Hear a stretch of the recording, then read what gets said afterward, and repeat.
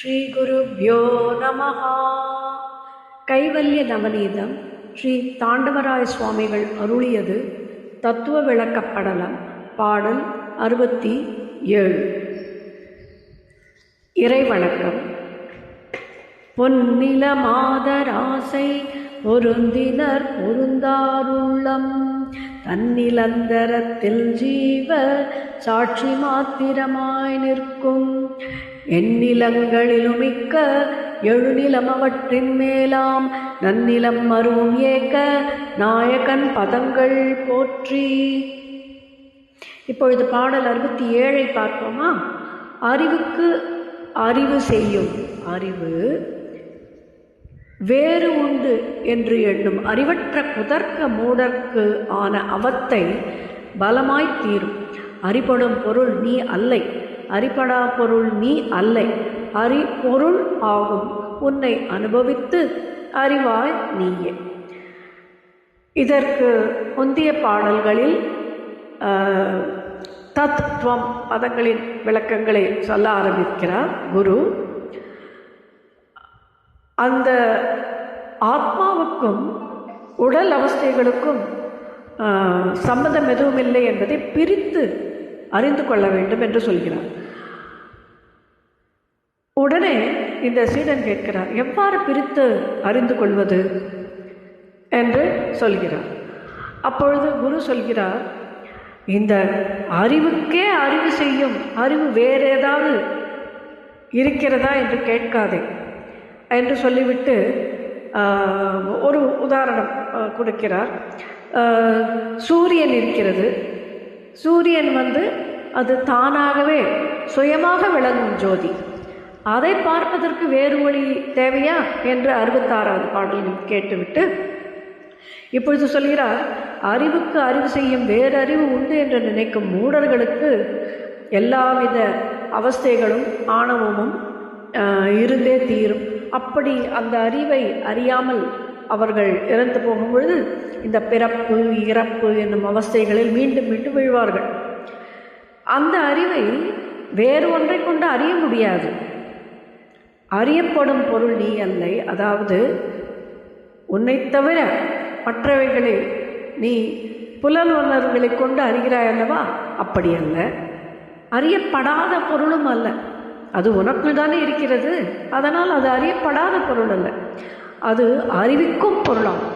அறிவிக்கும் உன் அறிவை கொண்டு நீ யோசித்த தீவிர சிந்தனை, குரு உபதேசங்கள், பல நூல்கள், தத்துவங்கள் இவற்றை அறிந்து நீ விசாரம் செய்து உன் அறிவை உபயோகித்து நீ அறியும் பொழுது அந்த 10வது மனிதனை எப்படி இல்லை என்று நினைத்த 10வது மனிதனை கண்டுபிடித்தாற்போல் இது தானாகவே உனக்கு புரியும். இந்த அறிவு தானாகவே உன்னை அறிபொருளாகும் உன்னை அனுபவித்து அறிவார்.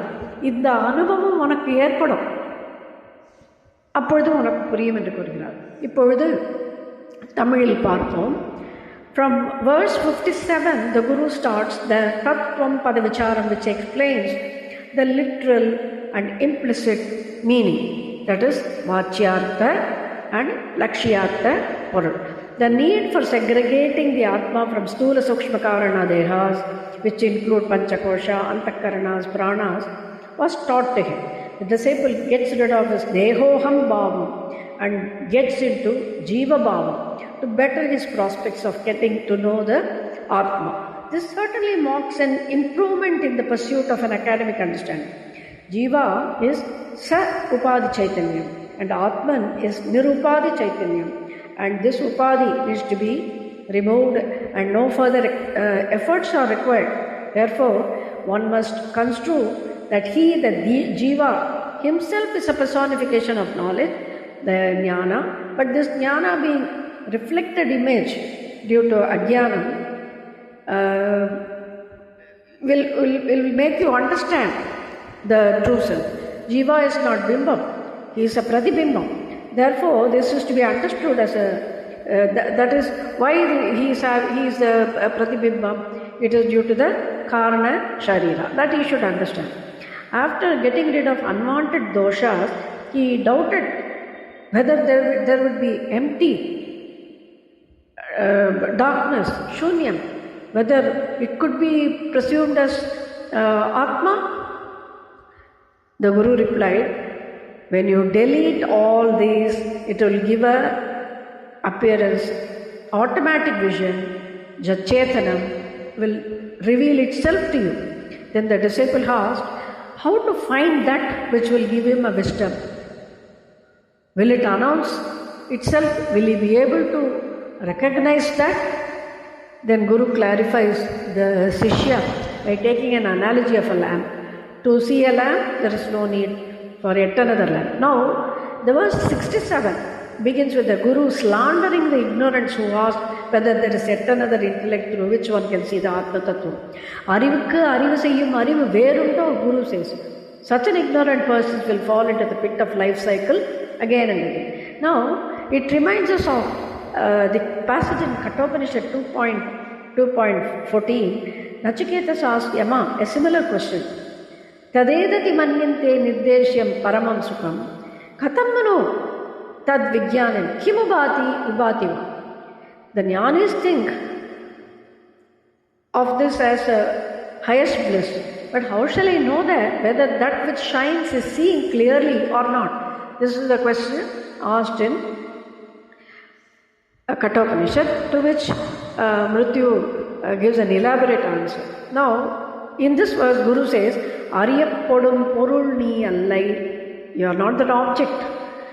Ariyappada porul nee allai. You are going to, it is within you, so you are going to see it. Thou, the Atman is beyond, and he is beyond the triputty of knower, known, and knowledge. You are that Aripurul. You are that knowledge itself.